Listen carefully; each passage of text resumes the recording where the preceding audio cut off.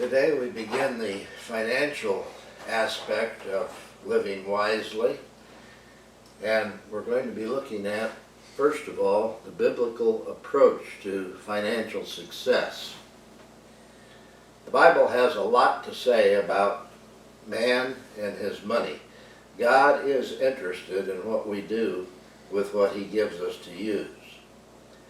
Money problems are found in almost every home in America. It is not true that only the poor have money problems. In fact, those with more money have a tendency to have even greater debt and manage their money more poorly than those who have very little. Here are the most recent figures on debt in America. This is from 2024. First of all, the average household debt in America is $105,000 plus dollars. This is broken down in the following areas. First of all, mortgage debt. The average mortgage debt per household is $264,000. Of course, many do not have a mortgage because they rent or else they have their mortgage paid off. And so this brings the total average down considerably. The second biggest area is that of student loans. This category averages $38,000 per household. Auto loan debt is next. This runs at about $24,000 per household. And then credit card debt at $6,500 average per household. In addition to these, there are home equity lines of credit, personal loans, retail credit cards, and consumer loans that amount to more than $60,000 per household. Now here are some of the warning signs of financial stress in your life. First of all, frequent overdue notices and late payment of bills. Secondly, extended use of grace periods to pay back the loans that you have. Thirdly, the shuffling of funds to cover one over another. Number 4, refinancing or considering of bankruptcy. Number 5, passing the blame from one spouse to another. Number 6, serious consideration of a second job to help pay off the money you owe. There are physical signs, things like fatigue, high blood pressure, and a nervous stomach. There are emotional signs, depression, anxiety, moodiness, lack of motivation, despair. These are some of the emotional signs of financial stress. And the social signs: a breakdown in communication, irritability, impatience with other people. And finally, the spiritual signs: an inability to concentrate on spiritual matters, worship, and service patterns that are counterproductive in your life. Now, there are several different ways in which we can react to the financial stress that we face. We can hide the problem, we can ignore the problem, we can escape the problem, we can delay the problem, we can exaggerate the problem, minimize the problem, condone the problem. Or we can do the proper thing, and that is admit it, face it, and try to deal with it. If we're going to have financial success from a biblical standpoint at least, we have to first of all settle the question of ownership. We own nothing.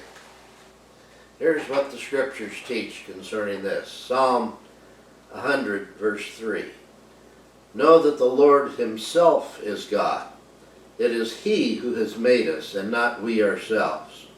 We are his people and the sheep of his pasture. It's God who's made everything, and so God owns everything. From Romans chapter 14 verses 7 and 8. For not one of us lives for himself, and not one dies for himself. For if we live for the Lord. And if we die for the Lord. Therefore, whether we live or die, we are the Lord's. I think this is especially true for the Christian. From 1 Corinthians 6, verse 19, it says, Do you not know that your body is a temple of the Holy Spirit who is in you, whom you have from God, and that you are not your own? So we don't even own our own selves. Rather, everything belongs to God. Job 41, verse 11. Who has given to me, God says to Job, that I should repay him? Whatever is under the whole heaven is mine. If I were hungry, I would not tell you, for the world is mine, he says in Psalm 50, verses 10 through 12. The world is mine and all it contains. Psalm 89, verse 11. The heavens are yours.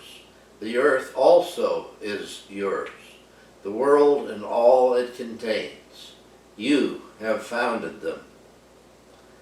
And so everything belongs to God. What we have, God simply allows us to use.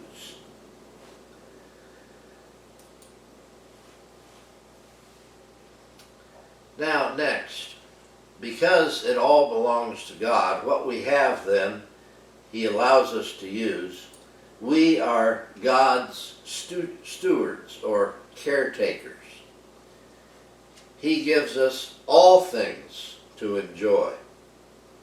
Deuteronomy 8:18, you shall remember that the Lord your God, it is he who is giving you power to make wealth, that he may confirm his covenant, which he swore to your fathers, as it is this day. 1 Timothy 6, verse 17. God who richly supplies us with all things to enjoy. And James 1:17, every good thing bestowed and every perfect gift is from above, coming down from the Father of lights. We then are responsible to God, to him, for how we use what we have been given by him. Matthew 25, verses 14 through 30. This is the parable of the talents. And in the parable of the talents, each is given a varying amount, but each is held responsible for how he uses what he was given. In Luke chapter 16, verses 1 through 13, there we have the parable of the unjust steward. And after Jesus tells this parable, in verse 11, he says, if therefore you have not been faithful in the use of unrighteous mammon, who will entrust the true riches to you? Romans 14, verse 12. So then each one of us shall give an account of himself to God. 1 Corinthians 4, verses 1 and 2. Let a man regard us in this manner, as servants of Christ, and stewards of the mysteries of God. In this case, moreover, it is required of stewards that one be found trustworthy. So settle the question of ownership. Understand that you don't own everything, but rather we are stewards of God in using what He has given unto us. The second point that's very important is that we need to get our priorities in order. The Christian's goal is never worldly wealth. In fact, the Scriptures have a lot to say in warning us against going after worldly wealth. Proverbs 11, verse 28. He who trusts in his riches will fall, but the righteous will flourish like the green leaf. Proverbs 23, verses 4 and 5. Do not weary yourself to gain wealth. Cease from your consideration of it. When you set your eyes on it, it is gone. For wealth certainly makes itself wings, like an eagle that flies toward the heavens. Ecclesiastes 5, verses 10 and 11. He who loves money will not be satisfied with money, nor he who loves abundance with its income. This too is vanity. When good things increase, those who consume them increase. And in the Sermon on the Mount, Matthew 6, Jesus says this, do not lay up for yourselves treasures on earth where moth and rust destroy, and where thieves break in and steal, but lay up for yourselves treasures in heaven where neither moth nor rust destroys, and where thieves do not break in and steal. For where your treasure is, there will be your heart also. Matthew 19, verses 23 and 24. Jesus said to his disciples, truly, truly, I say to you, it is hard for a rich man to enter the kingdom of heaven. And again, I say to you, it is easier for a camel to go through the eye of a needle than for a rich man to enter the kingdom of God. Luke chapter 12, verse 15. And he said to them, beware, and be on your guard against every form of greed. For not even when one has an abundance does his life consist of his possessions. Colossians 3, verse 1. Set your mind on the things above, not on the things that are on the earth. 1 Timothy 6, verses 9 and 10. Those who want to get rich fall into temptation and a snare, and many foolish and harmful desires, which plunge men into ruin and destruction. For the love of money is a root of all sorts of evil, and some by longing for it have wandered away from the faith, and pierced themselves with many a pang. And finally, from 1 John 2, verse 15. Do not love the world, nor the things in the world. If anyone loves the world, the love of the Father is not in him. The Bible also teaches that there are things that are more important than wealth. For instance, a good name is more important. Proverbs 22:1. A good name is to be more desired than riches.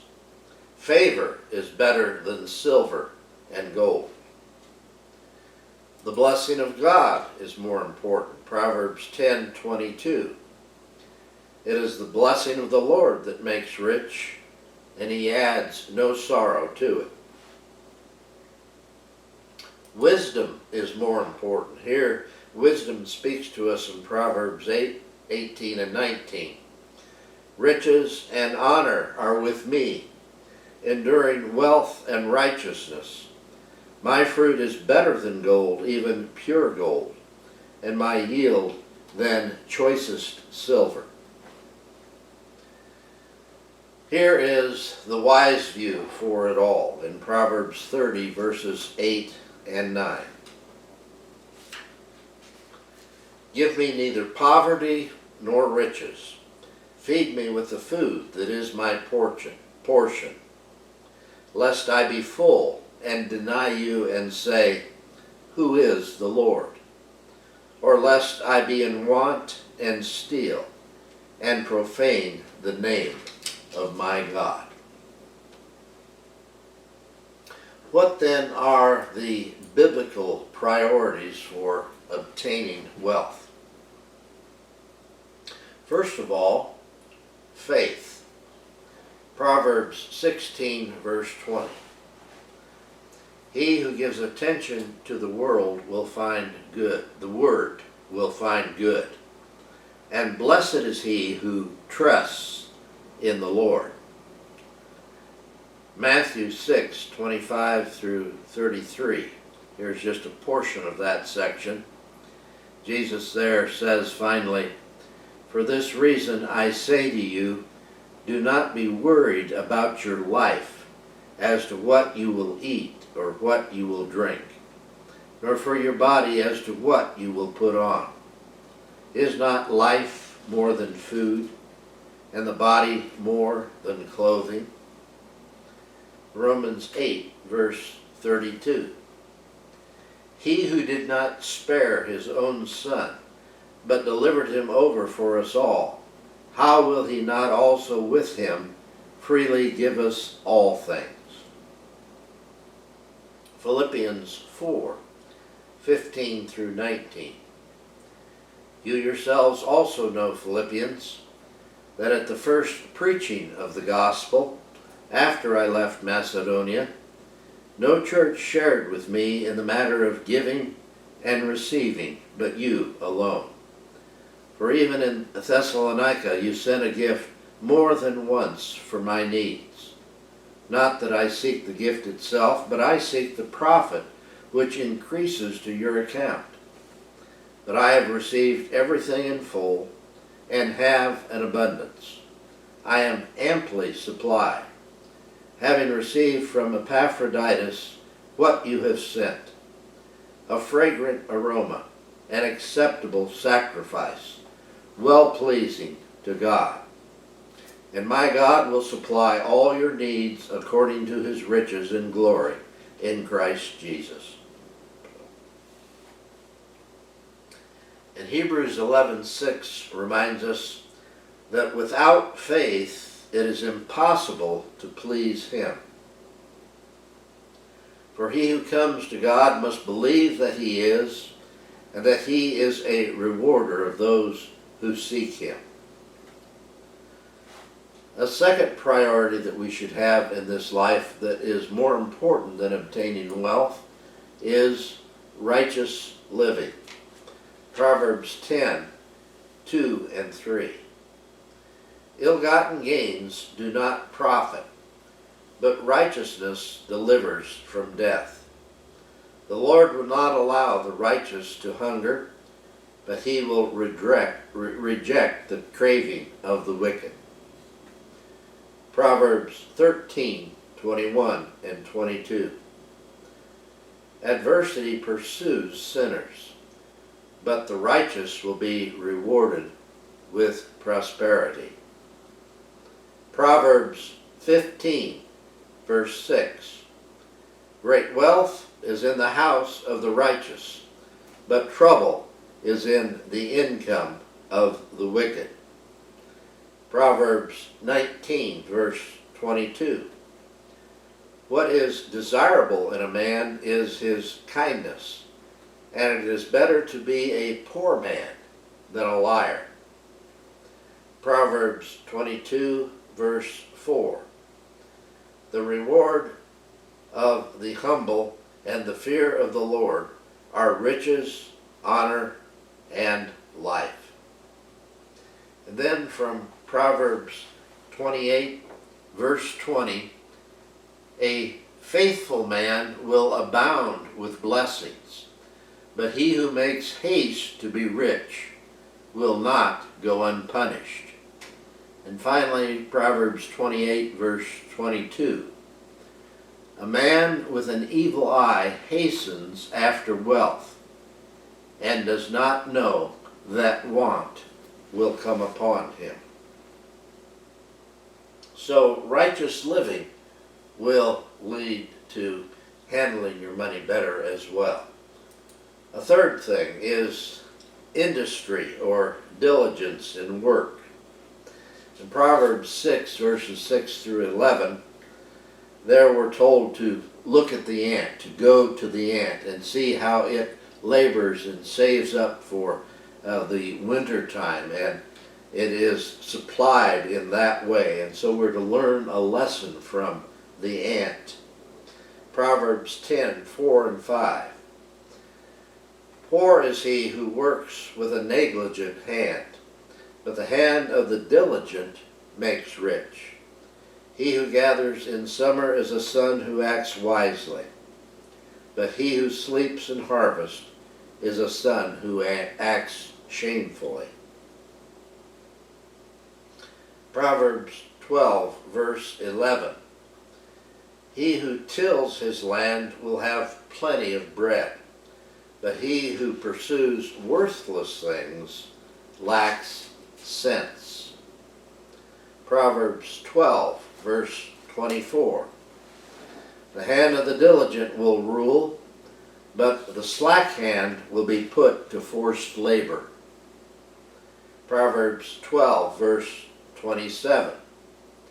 A lazy man does not roast his prey, but the precious possession of a man is diligence. Proverbs 13, verse 4. The soul of the sluggard craves and gets nothing, but the soul of the diligent is made fat. Proverbs 13, verse 11. Wealth is obtained by but fraud dwindles. Wealth obtained by fraud dwindles, but the one who gathers by labor increases it. Proverbs 14, verse 23. In all labor there is profit, but mere talk leads only to poverty. Proverbs 19, verse 50. Laziness casts into a deep sleep, and an idle man will suffer hunger. Proverbs 20, verse 13. Do not love sleep, or you will become poor. Open your eyes, and you will be satisfied with food. Proverbs 24, verse 30 through 34.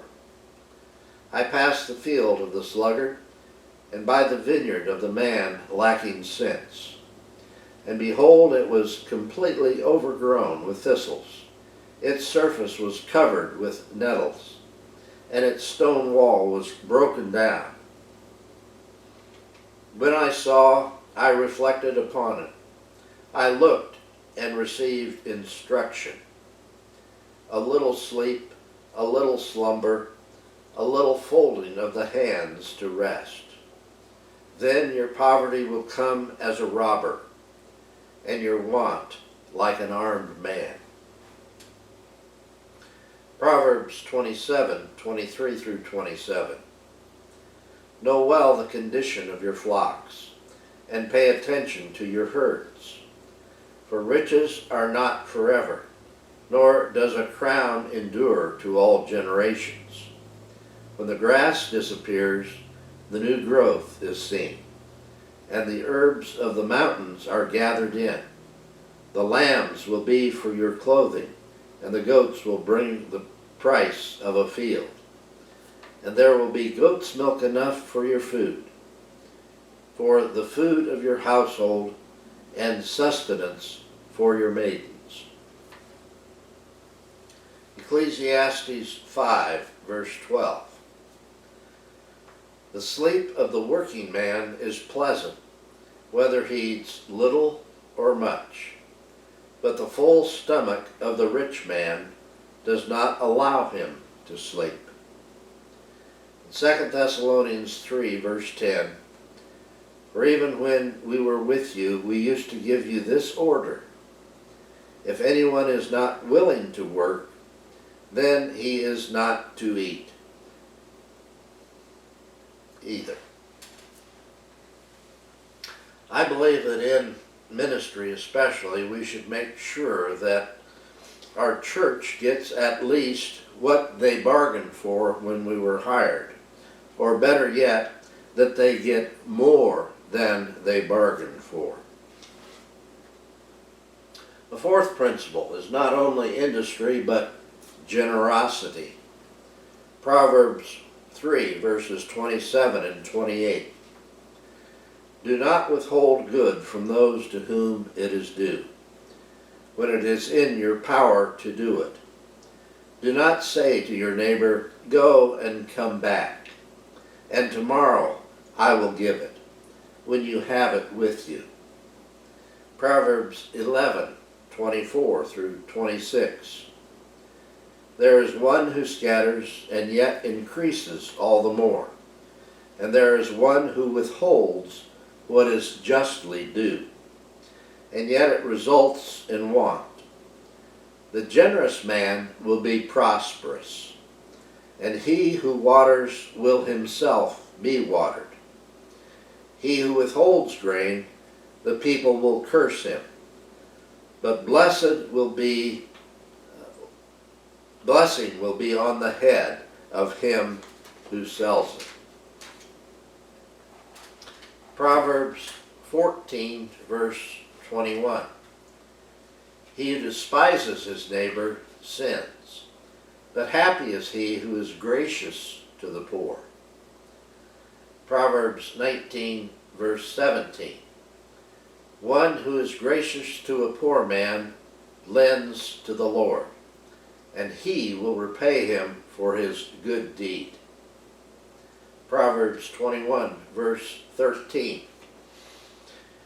He who shuts his ear to the cry of the poor will also cry himself and not be answered. Proverbs 22, verse 9. He who is generous will be blessed, for he gives some of his food to the poor. Proverbs 28, verse 8. He who increases his wealth by interest and usury gathers it for him who is gracious to the poor. Proverbs 28, verse 27. He who gives to the poor will never want, but he who shuts his eyes will have many curses. Generosity is an important principle, I think, for prosperity before God. And the final one is this: contentment. We need to learn to live on what God provides for us. Philippians 4, verses 11 through 13. Not that I speak from want, for I have learned to be content in whatever circumstances I am. I know how to get along with humble means, and I also know how to live in prosperity. In any and every circumstance, I have learned the secret of being filled and going hungry, both of having abundance and suffering need. I can do all things through him who strengthens me. 1 Timothy 6, 6 through 8. Godliness actually is a means of great gain when accompanied by contentment. For we have brought nothing into the world, so we cannot take anything out of it either. If we have food and covering. With these we shall be content. And finally, from Hebrews chapter 13, verse 5. Make sure that your character is free from the love of money, being content with what you have. For he himself has said, I will never desert you, nor will I ever forsake you. Faith, righteous living, industry, generosity, and contentment. These are the principles for gaining prosperity from a biblical viewpoint.